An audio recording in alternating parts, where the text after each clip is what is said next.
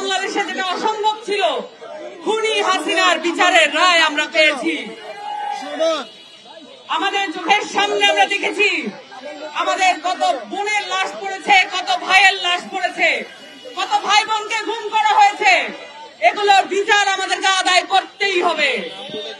এবং আপনারা এও জানেন বাংলাদেশে আওয়ামী লীগকে আবার প্রাসঙ্গিক করার একটা হীন প্রচেষ্টা হচ্ছে।